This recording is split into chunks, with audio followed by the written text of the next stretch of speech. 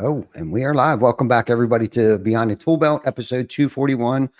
Thank you for joining us on this Wednesday edition. Today, we have another special guest. Stay tuned, and we will be back after our short intro from our sponsors.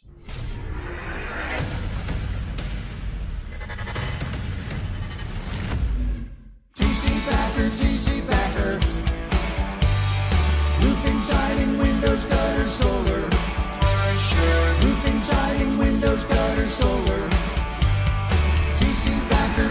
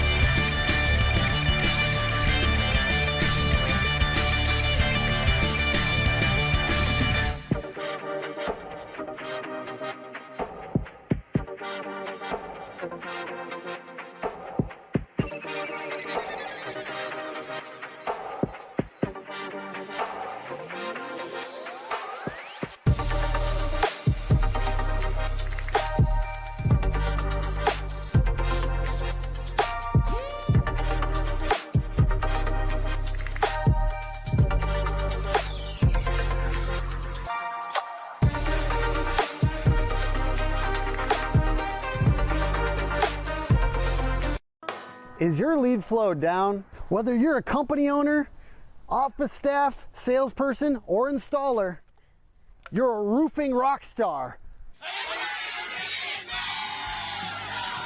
We help you get more leads with custom SEO, Google Ads, and a pro website.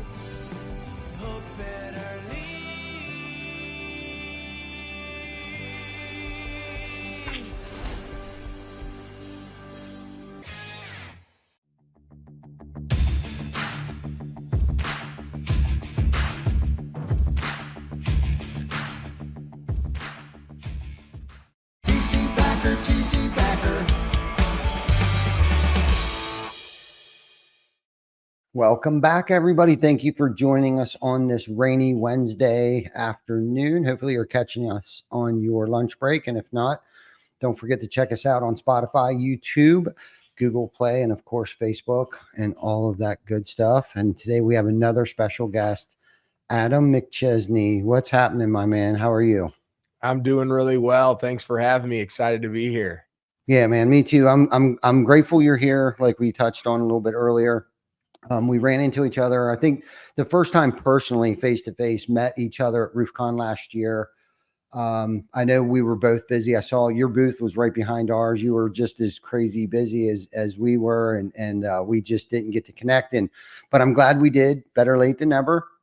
You're doing a lot of cool things. I follow you on social media. You're always putting out really good free content for your viewers and your audience and stuff like that. And you know, one of the topics I wanted to bring up today with you is personal brand and the importance of personal brand. And you know, I've kind of been sort of a student of personal brand. I know enough to be dangerous and probably know a little more about it than the average Joe. But for someone like you that like studies this, like you definitely have been a student of personal brand, the importance of personal brand. And I think a lot of people get them confused between a professional brand and a personal brand. Why don't you dive a little bit into, you know, the importance of having a personal brand and then differentiating the two, but why it's so important for both? Yeah, so I'll actually take you back to my background. So I spent 5 years in medical device sales. And so the second company that I worked at was a company called ResMed. So the leader in the CPAP industry, those of you that probably have either got a sleep test done, have heard of that company, or use a CPAP, know that company. So I sold the masks, the CPAPs, and we started to sell ventilators right before the pandemic. And so I did that for 5 years, managed a territory of about $25 million here in the state of Missouri. And I realized that the rep before me and then the rep after, like, people were buying ResMed, because it's like when you have to get a CPAP machine, you have to go with one of the accredited manufacturers in order for insurance to get or for insurance to reimburse you. So like, yes, I was able to grow my territory. Yes, people ended up like knowing, liking, and trusting me. But when I left, like, they were still going to use ResMed. So I transitioned into digital marketing full-time back in 2020. I got started in 2018 with Rank and Rent. I built 200 websites on my own and then flipped them as digital real estate. So a little bit different of a story than most people that get into digital marketing. Most of them don't go for medical device sales, then to Rank and Rent, then to digital marketing. But that's my story. And so I realized very quickly early on in 2020 that there's hundreds of thousands of competitors out there with digital marketing. And so the one thing that I had that was different than everybody else was my story, my name, my brand, and all of that stuff. So the importance of it, I would say, in most industries, especially as things are going with social media, with a personal brand versus business brand, which we'll talk about here in a second, is that it's almost essential if you want to go and do something different at any point in your life, right? So like when I left the agency that I had been a part of, which is where you and I had originally met last year at RoofCon, if I didn't have that personal brand and I just left and I decided to go start a new business, which I did, if I didn't have that personal brand along the way, it would have taken a lot longer for me to go and get started with the next thing or have other opportunities. So the importance of a personal brand, I think, is essential in today's society because it opens up so many opportunities. And it opened up the opportunity for our digital marketing agency to grow from 0 to 7 figures in 15 months back in 2020 when we went full time. And so I wouldn't have been able to do that without a personal brand, and kind of how it differentiates from a business brand or from that holistic professional brand is that on the basis is people buy from people. Mm-hmm. So even though they see a company brand that's out there in most industries, right? Like if you're talking about Nike or Apple, people aren't buying from people there. But if we're talking about a roofing company, or we're talking about marketing, or we're talking about a coaching or consulting, like, yes, there is the brand name behind it, but it's the sales rep that is knocking on the door. It's the project manager. Everyone has their own personal brand that's then backed by a roofing company brand or a marketing brand. But if you're not taking full advantage of doing that, you're missing out on likely a lot of business and potential. Yeah, no, that's a great way to describe it. And I think what I heard you say, and I don't know if I've actually, thought about it this way before, but it's like your personal brand followed you, right? You went from one industry to another industry. And like you touched on before, it's like people go with who they know, who they like, and who they trust. So yeah, important whether you're in one industry or another, or decide to switch to a different industry, like that follows you. Yeah. Right. So let's dive a little deeper into like how that's impacted you professionally. Yeah. So it's impacted me in multiple different aspects. So going back to 2020, we had all those websites that were out there. We ended up starting an auto glass company and a landscape design company in 2021, specifically from that digital real estate that I built starting back in 2018. And so we built a 7-figure company with the auto glass stuff. We've built more of a joint venture now with landscape design, but I've been able to become a serial entrepreneur because of the skill set I had with digital marketing and personal branding. But when I made a post about our auto glass company or about our landscape design stuff, I don't talk about it often. I still get leads coming in because people know that Adam McChesney is an owner of that auto glass company. So over the last couple of years, anything I've touched has now carried a different weight versus if I just tried to promote like if I just try to say, hey, we're going to just post from the auto glass repair of STL's business Facebook page, but I'm not going to tell people Adam's behind it. No, when I post about that stuff now I have more of a weight behind that. I've also gotten equity in another local company because they're like, hey, Adam, your personal brand carries weight here in St. Louis. Plus, digital marketing. I want to give you equity in our company. But when I launched Builders of Authority, which is where I'm spending the majority of my time right now, back in November of last year, it had kind of been an evolution over 2 years of me speaking on stage. So I spoke on stage. I was teaching people how to build a personal brand and then to segue that from personal brand to directly growing your business. But I never had something to sell on the back end. So I ended up launching that after 2 years of people saying, hey, can you build a course, one-to-one coaching and mastermind? We did that in November. I stepped away from the marketing company in March 1st of this past year and kind of redesigned what we were doing and went back out on my own, did all of that stuff. But we have already done multiple six figures in less than 6 months of doing this now full time. But it wasn't that Builders of Authority was so better or different or unique than what we were doing in the marketing company. I had 4 years of a personal brand of people literally seeing me go out and practice what I preach on what I'm now teaching them. Yeah. Yeah. I was going to ask you too, like, how long do you think it took for you to build a personal brand? But I think you touched on that several times, between 2 to 4 years, I guess. I don't know if there's an average amount of time, but probably more importantly of like what you did to create that personal brand. Let's talk a little bit. I heard you say that, you did some speaking engagements on stages and stuff like that, but what other platforms and like what form of content and where were you posting that content for how long? Like, give us the whole spiel of how you galvanized that trust, that know, and that like from people. Yeah, absolutely. So I started posting in August of 2020, and I posted twice a day, every single day on Facebook. That's really all I did, because I didn't even have an Instagram at the time. I was off of LinkedIn. I didn't have a YouTube channel. So that's where I started. And then I started to also do like one Facebook Live every single week. So it was more of like a training, I guess, if you will, than anything. But shorts and reels weren't around back then either. So I just did that. And then I added 5 new friends every single day. And so I got up to 5,000 friends. I started posting twice a day. And then about 90 days in, so like I literally told myself, because my mentor at the time said, do this for 90 days. At day 89, I signed my first deal at the digital marketing company directly related to personal branding. So somebody that I reached out and added, he was a local contractor that I connected with in a local Facebook group and was like, Adam, I've been following your stuff now for a couple of months. Let's go do business together. And so he ended up being a client for 3+ years and referred me a bunch of business. So it was that deal alone has been worth the energy and the resources and the time that I put into personal branding. But most people, when they get started, is they don't do it consistently for 90 days. So they'll do it for a week or maybe a month or maybe even 2 months. And then they're like, I'm not getting the return on investment back.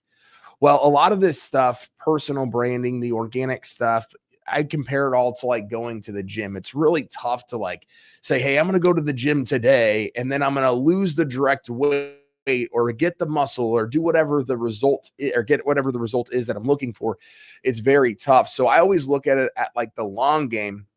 But why I transitioned a little bit into personal branding full time and with Builders of Authority is I really enjoy working with contractors has been like the whole world of what I've done for the last 4 years on the digital marketing side. But so many people want to go and they want to spend thousands and thousands of dollars on digital marketing stuff. And there's a time and place for digital marketing, 1000%. I'm a huge believer in that still tell people to go and do it. But they want to go from 0 to 100. They don't want to go for the low hanging fruit. So like at RoofCon this year, I'm literally talking a presentation to the sales reps as well as the owners of the company of saying, hey, you can go and start posting organically from your Adam, your Ty, your whatever personal pages. And you can start getting business in quicker than a marketer would, but you can't just talk about the widget or the project or the product you're selling. You have to incorporate a little bit about who you are individually. So that way people can understand that you're just a human as well. And so that's one thing that I did really, really well is I didn't spam. I didn't make a bunch of posts about the digital marketing, like typical stuff that people do. I was just myself, and more people started to know, like, and trust me, and then refer me. And then my business grew in the process. Yeah, I love all of that. You nailed it. I think you touched on something, consistency. Okay. Yeah. Staying consistent is the biggest thing. Like you said, whether it's your health, working out, dieting, sleep, rest, educating yourself, reading, whatever the case might be. It's the long game that you talked about, and it's not wanting, we all want that instant gratification. Of course, I want to be able to take the magic pill, and I want to have big muscles. I don't want to have to go to the gym every night and all these things, but it's that delayed gratification. You got to start somewhere, and why not today, right? Like you said, social media today is way different than it was 3 years ago, especially 10 years ago. When Facebook came out, like back then, you could host what was called a watch party. We could reach tens of thousands of people by going live like this. Now today, algorithms change. Facebook wants to make more money, so they want you to pay for boost and things of all that nature. But the cool thing that you touched about, the reach that you can receive on your personal page is much greater than it is on a business page. I have learned that over the years.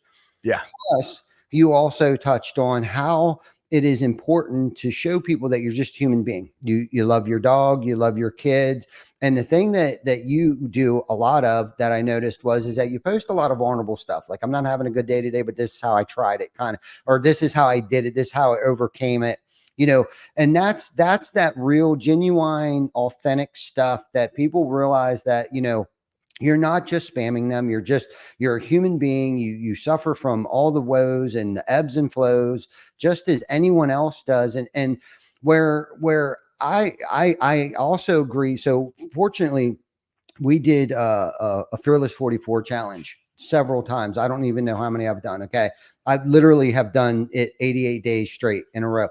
But what's crazy about that is unintentionally, okay, I'm just doing what I'm supposed to do because I signed up for this challenge, and God forbid I fail the challenge. And if I do, I got to start over.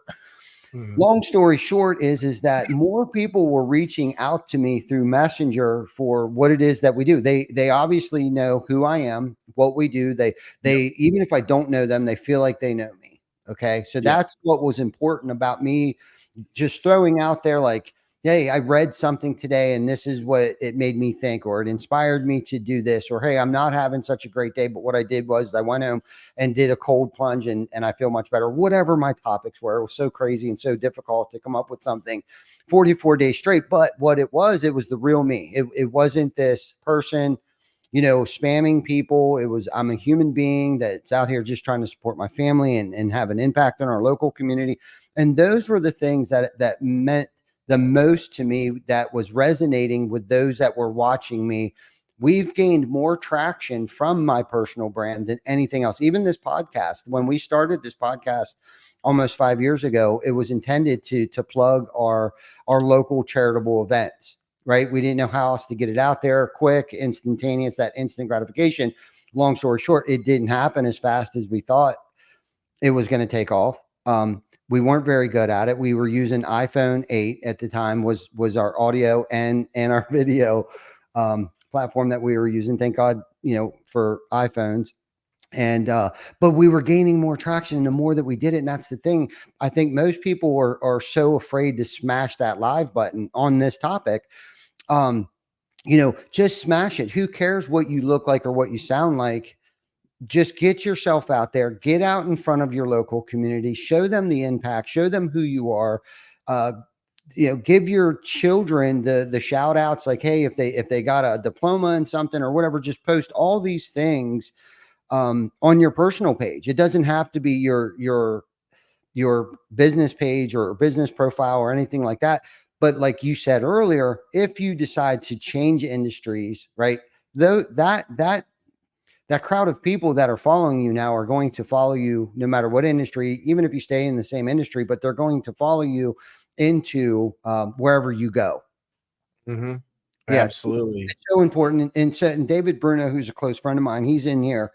And he commented, you know, personal brand, very important in today's marketplace. And he knows it. I met him. He worked for a company called Local IQ, which is USA Today network that owns probably at least 70 or 50% of all newspaper outlets and media platforms and stuff like that, is where I met him. But we've had this conversation about personal brand, you know, and associating and holding that authority in our space. And that's what this podcast has actually become, is that like we have the authority. If anybody Googles TC Backer or Ty Backer, they see episode after episode after episode of behind the tool belt, or what Ty Backer's doing at food drives. All the things have been collectively collected on Google because of us posting it on YouTube.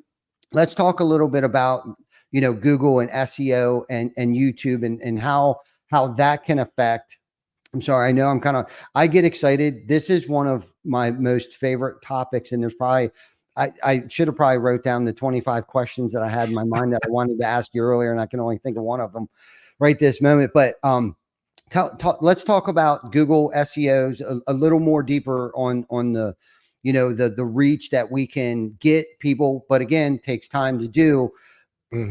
On the things that I was just talking about, like when people Google Ty Backer or Ty Backer, I have 10 pages of things that over the past decade and a half that it's taken me to build that up. Not many people can Google their own name and have page after page after page after page of content show up on Google. How do you do that? How can you become that? Yeah. So in the whole grand scheme of personal branding, there's so many different lanes that you can play in. So you have Facebook, you have Instagram, you have YouTube, you have podcasting. I'm writing my first book right now, so that's obviously an avenue as well. You have speaking at other people's events. There's so many different like avenues that you can go down, PR obviously being another one. And so the more and more that you do this stuff, I tell everybody, whether you're doing SEO or you're doing digital marketing for your roofing company, or you're doing it for like the Adam and Ty brand, is you're basically building digital real estate. Right? Like this stuff is not going to go away. And so I had somebody reach out to me that had been following me on YouTube for like 18 months on a very, very specific video. And then he finally just saw another video of mine that resonated with him, and he reached out for some consulting stuff. And so when that stuff is out there, it's like evergreen content. When it's the long form video, when it's the podcasting stuff. So you are truly building out like this whole Rolodex that you used to have to go and you used to have to shake so many more hands, do so many more things in person. But there's two different ways that people are searching. They're searching obviously for the brand, the individual, the company, but they're also searching for a specific topic, right? So like YouTube in itself is now a massive search engine. Chat GPT is turning into some of that. There's competitors of Chat GPT that are turning into more of that AI-based search engine. So the more information that the internet has about all these different places that you're going to do, the better. But one of the things is, and so I always tell people, like, if you're going to start anywhere, start with Facebook. It's probably the easiest place to go. It's the easiest platform to like truly understand. There's so many different things you can do on there, but Facebook has always driven about 90% of my overall lead flow in any business I've ran from a marketing or advertising standpoint. But what people always tell me is, Adam, it's not just Facebook, it's the compound effect. They'll go to Instagram, they'll go to YouTube, they'll go to Apple Podcasts, and then they'll go to TikTok, and they see my stuff over there too. So I always tell people is start with one thing, right? But don't just be a one-trick pony, because you don't necessarily know where your ideal client is always going to be spending their time. Yeah. Yeah, no, that's good. It's touch points, right? You want to show up where everybody is where they're at, whether that's and I call it internal marketing. To me is digital content, right? Whether it's on YouTube, whether it's on TikTok, all that stuff. As a roofing company, we also have what I call exterior branding, which would be, yard signs, truck wraps, billboards, things of that nature. But what you're trying to create is like this digital footprint. Like, and I love how you mentioned real estate, because that's such a cool way. The more I think about that, like we're creating this landscape, right? That's not going anywhere. And if anything, it's building a legacy for yourself that way.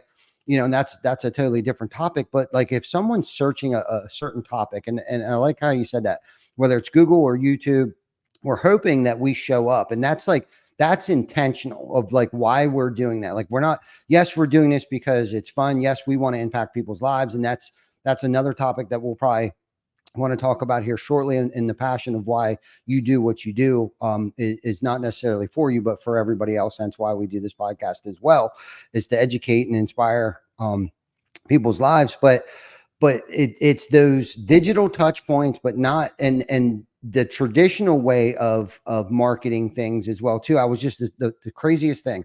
So I went and got my hair cut this morning, and Matt, the barber, okay, love the guy. He's a great dude, old school barber. He's got the shears and stuff out well.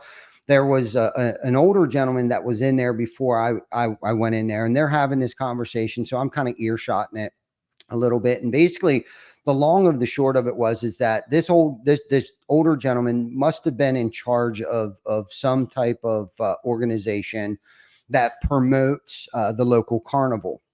And Matt was like, yeah, I haven't seen a flyer in here for years.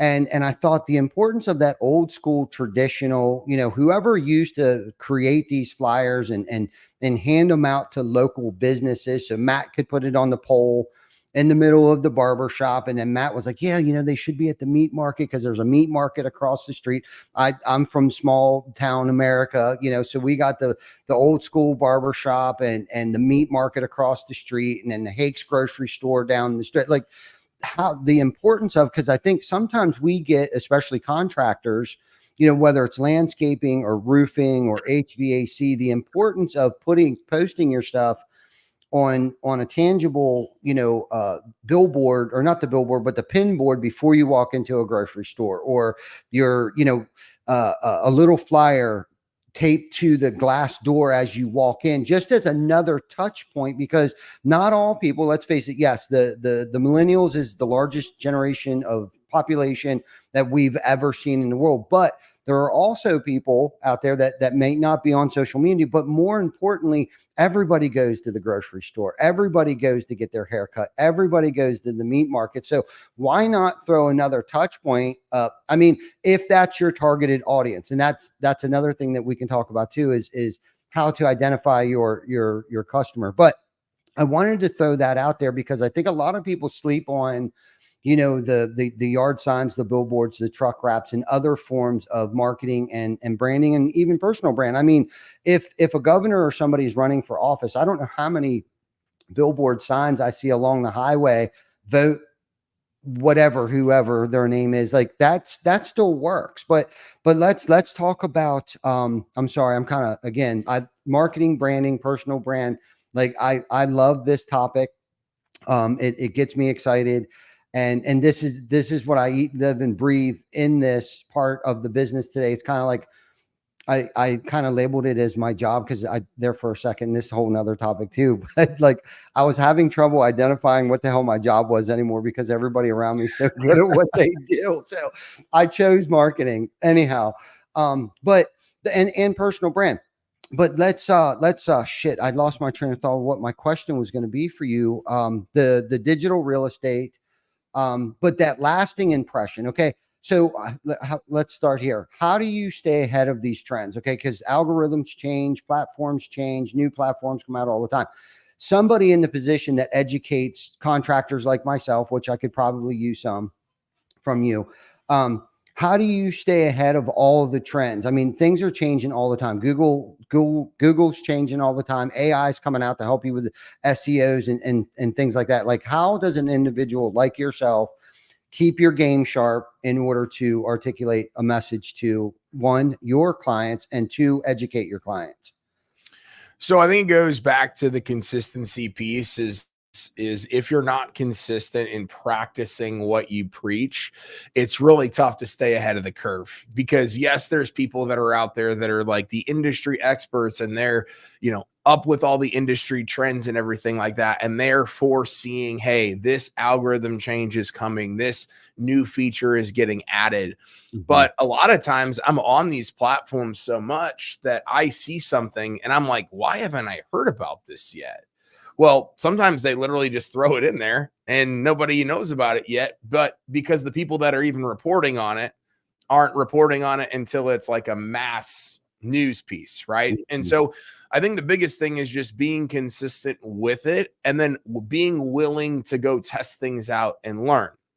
So like I tell my students inside of our community all the time, is like, one of my jobs is to fail so much so that way you don't have to, because that's what you're paying me to do. Is you want to get ahead of the curve. Well, the only way I can help you get ahead of the curve is if I fail first, or if I test this stuff out before me. So like we just brought on a video editor to be able to go do more videos than ever before. We just brought on a social media strategist to have more strategy behind it. So like I have to be 4 and 5 steps ahead of the people that I'm teaching and educating, because at any point, whether it's consulting, coaching, working with a marketing agency, any of those types of things, is you should always be helping and you're best suited to help like the previous version of yourself. Now, that's not to say that I can't go help someone that's ahead of me or vice versa, right?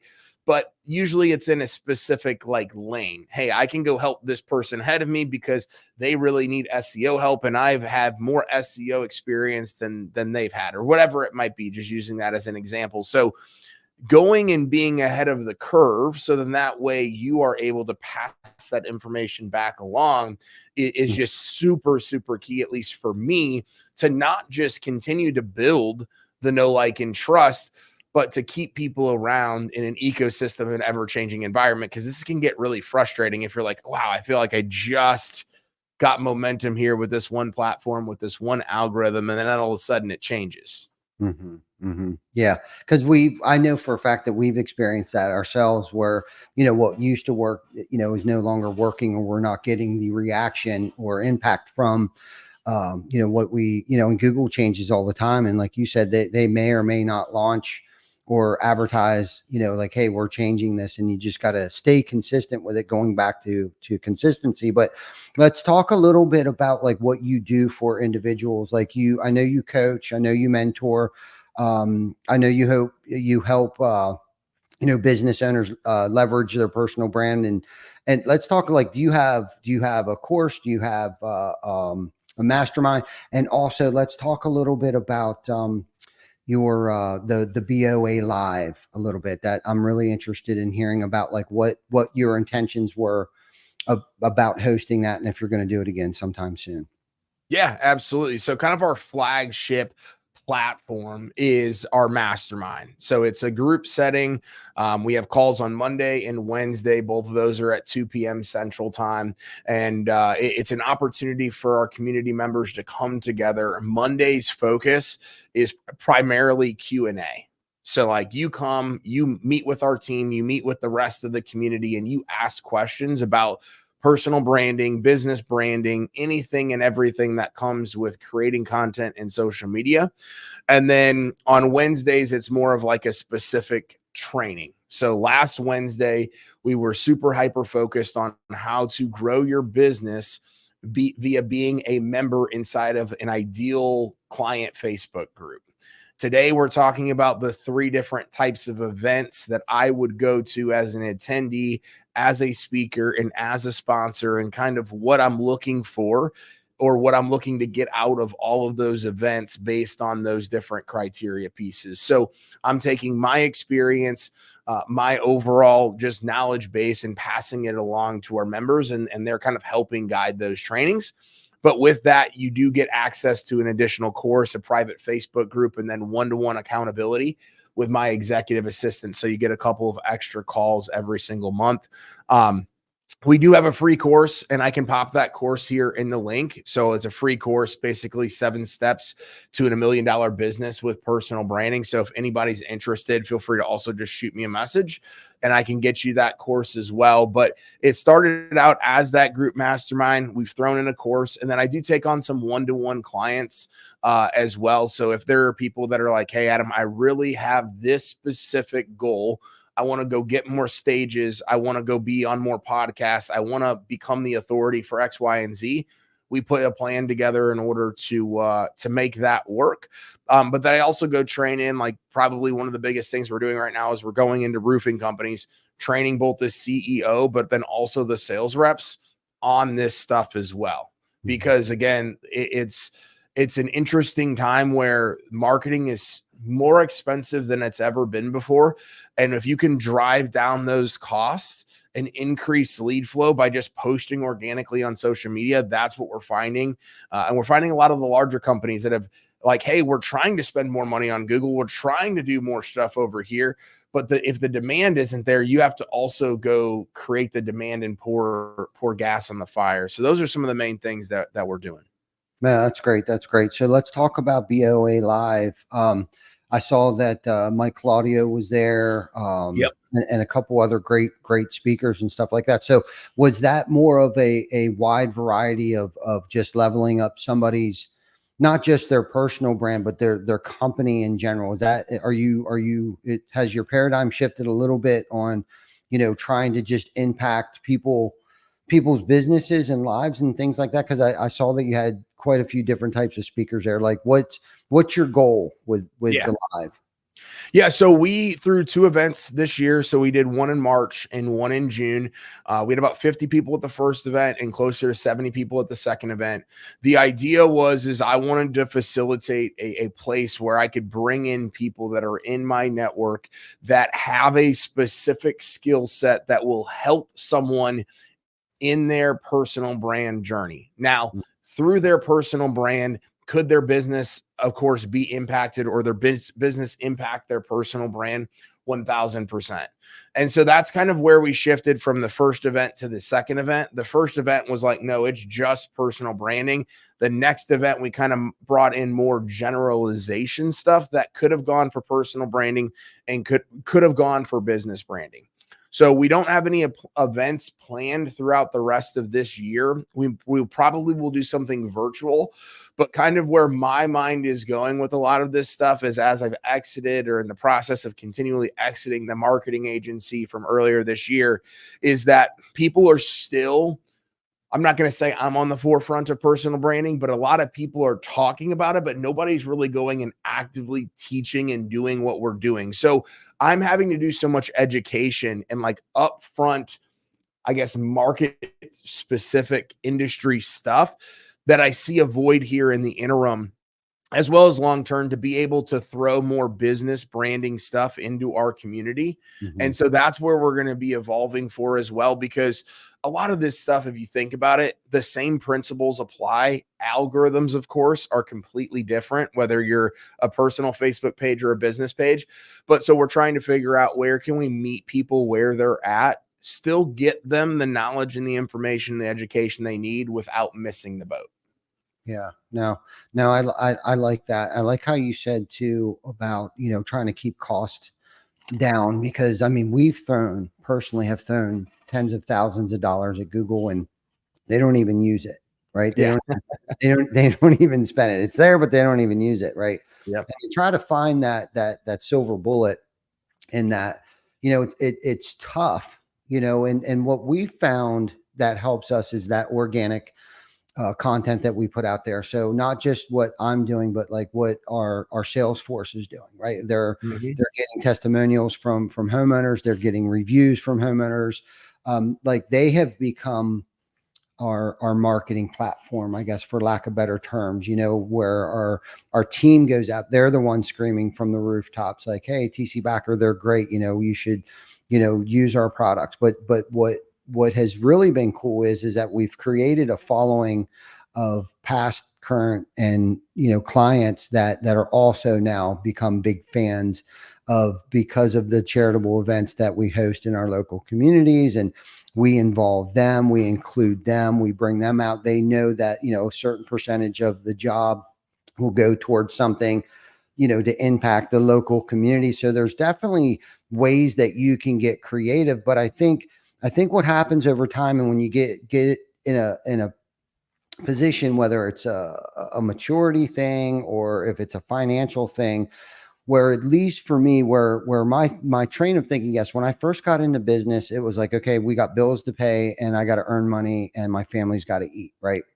So you get over that hump, right? You get over that hump, and then the revenue starts coming in, the bills are somewhat caught up, and you start bringing other people in, you start delegating other tasks to other people. And what's cool about it is, and if you can look at it like this, like, cause, I think on one of your, podcasts that you were on that I was listening to was, you were talking about, once you were able to start letting go of certain things and delegating tasks, your company, exponentially started to grow. Okay. The cool thing about what went through my mind when I heard you say that, like, you went from like 30K a month to 100K a month, and that's a substantial growth. Okay. But the cool thing is the impact that you had on that individual when you brought them into your organization that helped you do that. So the catch, I don't even know if it's a catch 22 or if it's the paradox is the moment that I start to let go, the business starts to grow. But the impact that we have on those individuals that we bring into our organization, right, and empower them to make decisions and leverage their talents, and then what happens, then the business starts to mushroom into even a bigger, where then they have to start delegating some of their tasks because they may have started to create a bottleneck. Like we do as business owners, we create a bottleneck and we can only generate so much revenue ourselves. But once we get that mushroom effect happening, where, one job just created two more jobs, and then the impact that it has on those individuals, and then start focusing your attention on the community and the impact that you're having on the community, is where all of this gets threaded together. Okay. Yep. I heard of, where the know, the like, and trust comes in. Okay. Because they're out and about. Yeah. My nephew works there, or they really take care of him, or, hey, I want to come work for that company that's deep frying 80 turkeys the night before Thanksgiving, and all these things. Right. So it's helped us. One, it's helped us recruit people. It's helped us retain people, internally. And it's like, then the company and those that work, our teammates and our co-leaders, actually start to become the brand of the company. Okay. When you can let go and you're not concerned that somebody that works for you is actually doing, because I can see where other people would be upset that if someone's trying to create a brand under the brand, but you need to allow that to happen in order for the company to grow. It's just one of those things where you just kind of got to let go. Okay. Yeah. And let the people that you hired, smart people, let them do smart people stuff. Right. But let them help you grow the brand as well too.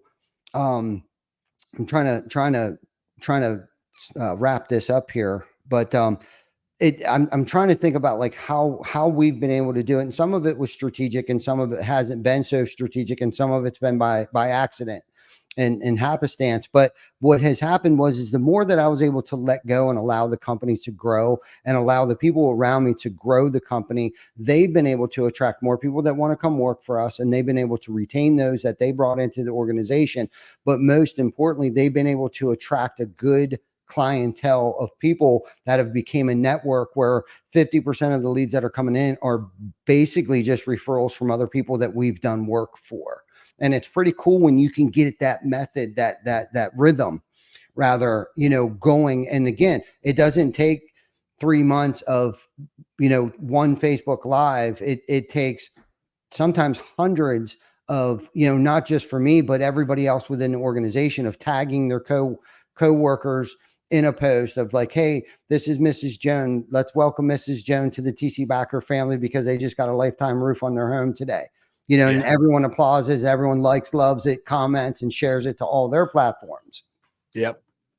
So it's kind of cool how it works when you stay consistent. The other thing is too, is you know, not just consistency, but willing to take a risk, right? I heard you talk about like don't be afraid to try new things, and not just for you, but those that are listening, you know, don't be afraid to try different things. And just because everybody else is doing it doesn't mean that it didn't work. Maybe they just haven't thought about it, or for whatever reason. Like there's a lot of things that we've done that a lot of people may not have thought of doing. You know, hey, Fearless 44, okay, for any business owner out there, if that gave me the reason to do 44 lives in 44 days, that impact alone, and I wasn't pushing anything, you know, circling back to that, I wasn't pushing anything other than the fact that I was just getting out there and being very vulnerable and explaining to, like, maybe I was on a job site one day, maybe one day I was fishing, maybe one day I was with Vic and we were taking a walk together and we were talking about the things that we were working on with you know, behind the tool belt and things like that. And it's just crazy because now that video has created a digital landscape, because now that's out there. If anybody searches TC Backer, anybody searches Vic, anybody searches behind the tool belt, or let's just say roofing or whatever the topic was that we were talking about, guess what's going to pop up in YouTube, or what's going to pop up on Google? It's going to be us just talking about, you know, the diet that we're on, and just so happen that we do roofing. Yeah. And that's just another touch point. Mm-hmm. Yeah. It's a full spectrum of like compounded effect. I think people, like with marketing and advertising, you always want to know to the best of your ability what your return on investment is. Like that's a no-brainer. But with some of the stuff that isn't so, hey, I put dollars in, I get dollars out, you have to take some of this stuff and paint a brush across of it of like, hey, does this actually affect and play into the bigger picture? Right. And I think that's where so many people get it wrong, is it's not even the instant gratification. Yes, that's a play in it, but they're like, no, I can't put a specific number on it. I can't do all those different things, but you got to think about the long-term impact. And especially if you're in an industry like roofing, yes, it's great if you make a post or you do a live or X, Y, and Z happens and somebody is in need of a roof and they reach out to you immediately. That's easily trackable. But what isn't so trackable all the times is if they don't need a roof. But let's just say a year down the line, a storm happens or just something happens and they do need your help. If you stop showing up, if you stop doing all the things that you should have been doing time and time again, you're going to be forgotten just as quickly as they originally knew who you were for a couple of seconds.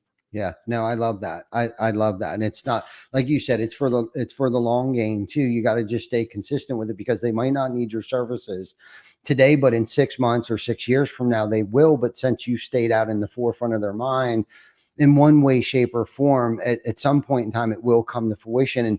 And I think so many people want to quit 5 minutes before the miracle happens. They don't see that instant gratification right away. And it's like they give up on things. And I think that's where I was trying to talk about, like, take that risk, just put yourself out there and get out in front of the community and let them know who you are and why you're here and the impact that you're trying to have. And I think they'll see that authenticity, right? Like, I'm really here to try to impact the community's lives. I'm really here to try to impact those that work with me to try to create this machine. That way we can go out there, and it wouldn't matter if we sold tires or if we sold whatever, we just happen to be in the roofing industry, and it's been the vehicle for us to be able to get out there and impact other people's lives. You know, whether it's those that come to work here that can buy, they're on their second home now, or those homeowners that needed a roof, right? And roofing just happens to be a part of people's shelter, and it's one of the most important things that cover people's, you know, probably most prized possession, or their most valuable possession. Just happens to be that roofing found me one day 20, 30 years ago, and that's just what we're selling today is shingles. But I guess my point from earlier's conversation is just as long as your intentions are good and pure, right? You're going to be successful at no matter what it is that you're doing, but you got to get out there and let people know what it is that you're doing. Mm-hmm. But don't jam it down their throat so much, and then just stay consistently out in front of, with like this podcast. We were so horrible at it, and I'm still probably horrible at it, but I've noticed over the years of watching myself of how much better, how many less ands and ums I say today than I did 4.5 years ago is crazy, because I've just been consistent, not necessarily super intentional about like, hey, I need to stop saying ands and ums, because I'm sure I still say a lot of them, but it doesn't stand out as much. And I feel like I can articulate my message better than I could the first time I smashed a live button. And it's because of consistency and in it for the long game. And our intentions were pure when we started this. It was all about impact. All of it Mm-hmm. was about impact. We built gazebos and we were auctioning them off, and we just needed to know people. We needed people to know what we were doing and where we were hosting this. And then when we got there, we decided to go live. And when we were there, we realized we were reaching more people outside of the arena that we were at, opposed to those that were coming through the door. And it was like, wow, this is crazy on the amount of people that we're reaching right now through Yeah. social media, social commerce, right? By hitting the live button consistently. People know me that I don't even know. They know me by first name. They know the good, the bad, the ugly. And the podcast has gone. It was my wedding day. I've been laying in hospital. It didn't matter. We've never missed a Wednesday afternoon episode. 241 episodes. And that's not even counting. I'm not trying to brag. I'm trying to solidify and galvanize my point, is that over time, repeatedly, consistently, like we have a following of people that know that we always start 5 minutes late. It's kind of a funny. We will not start at 12 o'clock. It'll be 12:05 when we get started. The one time that we started on time, they got pissed off because they missed the first 5 minutes of the show. That's awesome. But that's because of being consistently late. Yeah. As crazy as it is, but that's all about consistency. So if you're going to start a bicycle shop, a laundromat, whatever it is, social media is definitely that. You can get some instant gratification from it, but you got to stay consistent with it. Google's changing all the time. You touched on AI. If you're not getting on the boat for AI, and this is information for our viewers that might be watching now or catch it on the replay, but AI, when it comes to SEO or your website and things like that, like if you're not getting on board with that stuff, if you're stuck in that old mindset, or you tried it for like 2.3 seconds and it didn't work, you're fooling yourself. Like, to stay ahead of the curve. And that's what big businesses are doing right now. Companies that may have been around for a while, they're getting on board. The Renewals by Anderson and all those companies. Don't think that they're not doing. Yes, they do direct mail, but they're also, their website, they have smart people behind the scenes that they've hired to enforce, hey, AI is the way to go. These are all things that we need to, as business owners, not get set in our ways or kid ourselves because it didn't work in 2.3 seconds. We need to listen to those like Adam, my friend here, Adam, who's ahead of the curve already, who's in the trenches, making the mistakes, so we don't have to make the mistakes, and out there and pouring your heart out to contractors, to entrepreneurs, to sales teams, all those great people. Let's get a little personal here real quick before we get off here. For you, and I kind of touched on my pivotal moment. Like, when was that pivotal moment for you where it was like, you know what, this is my calling, right? This is what I want to do. I want to make an impact in this specific industry. You talked about there's a void, there's a gap in personal brand. When and where was that pivotal moment? Were you sitting at a conference? Were you laying in bed one night and you woke up and you're like, holy shit, I got to do something about this? Yeah, absolutely. So I grew my marketing company where I was at previously. Like, I ran my own agency, became a franchise of an agency, became a partner in the whole agency. Like, I did all this stuff. We made a bunch of money, hundreds and hundreds of clients, the Inc. 5000s awards, all the stuff that like I thought was super important to me wasn't. Mm-hmm. And so I realized the bigger direct impact that I was having in a group mastermind setting, in a one-to-one coaching setting, in a whatever you want to call it, throwing a live event setting, all those different things. And so a lot of that started to really transpire after we had our first son, Murphy. So he was born in September of 2023. I decided in October to start doing the build out of the Builders of Authority stuff and then launch it in November. And so I guess all that to be said is like a life event, like becoming a father, having a kid, all those different types of things matched with what's most important. I realized at the time that like I couldn't be the father that I want to be and wanted to be, and the husband and all of those things, continuing to go run and do what I was doing in this marketing agency. And so I saw that matched with the bigger impact that I could have by doing what we're doing with Builders of Authority. And I jumped all in March of this year. Wow. No, that's beautiful. Because usually there's something that happens, to all of us visionaries, I guess, for lack of better terms, where we have that pivotal moment, and sometimes it's the birth of a child. Sometimes it's a passing of a loved one. And for me, that's what happened, right? I chose to, my grieving was probably a little different than most people's, grieving process. My mom had passed away. This year would be 10 years. And about 10 years ago, I started to really think about like what she did and the impact that she had on me and the community and stuff, and chose to pick up the torch and kind of run with it and fill her shoes and pass on, continue her legacy of, being that kind-hearted, community oriented person. And my life really started to change when I started to obsess so much about like the business and the revenue and the bottom line and things like that. And don't get me wrong, my heart, I was, people say, there are born leaders out there. Yes and no. I mean, you got the qualities of it, but fortunately it's a skill that you get to work on. Right. So the way that I ran the organization 10 years ago is night and day compared to the way that the organization is ran today. Okay. And a lot of that has to do with giving back what has been so freely given to me, right? The knowledge, the things that I see, the content that I've taken in and stuff like that.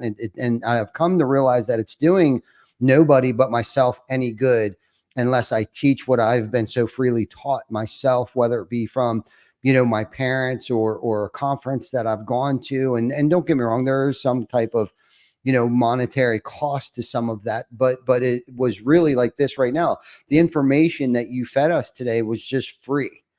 Right. And now we have this platform that we can throw it out there and hopefully inspire and, and hopefully someone's aspired to do something with this content. But that's where my eyes, that pivotal point for me was actually right before she passed. She said two things to me. To me at that time was very profound, but we hear these two mantras or sayings every single day. And the first thing she said to me is Ty, life's too short. And then the second thing she said to me is that I needed help. And boy, she wasn't wrong. She just didn't know what kind of help I needed at the time. But it was 7:30 at night. Here she is. She's struggling with cancer, the second bout with it. And I had my phone on me, of course, because everything ran through my phone at that time, whether it was the leads that came in, everything, because everything came through my phone. 7:30 at night. And I never red buttoned anybody. And I just couldn't do it. Right. I was already beating myself up because I've been killing myself at work, and Jana, God bless my wife, was at home taking care of my mom. And so I felt like, I was burning the candle at both ends and not spending enough time with either, my family or my mom at the time. So here was 7:30 at night. And I was like, oh, I forgot to give somebody an estimate. I red buttoned it, and she must've just saw this look of defeat, come over me. And that's when she said that to me. So at that moment, I realized life was too short, obviously, because as I'm looking at a dying woman sitting across the table from me.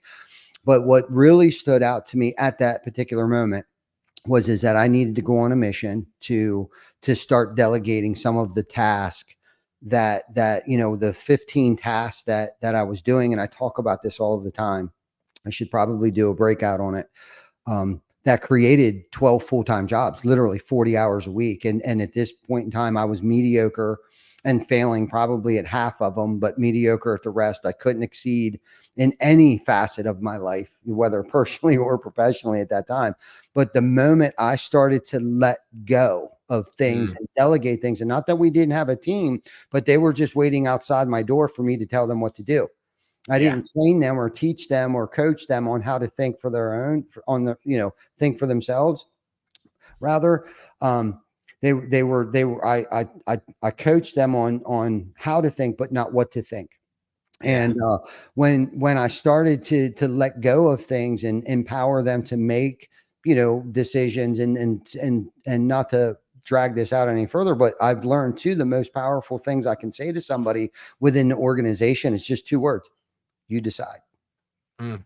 You decide. Go ahead, you make the decision, right? And that empowerment in itself is powerful for an individual to hear that. But anyhow, what a great episode. I think we're just about at our 1 hour mark here.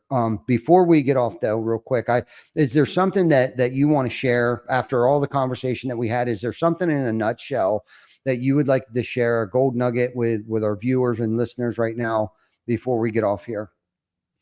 Yeah, it's something that I share with a lot of different people is personal branding can be confusing, I guess, if you think if you have one or you don't have one or all those different things. Everyone's got a different definition. What I tell everybody is whether you know it or not, you have a personal brand. And that personal brand is essentially what other people think about you when you're not in the room.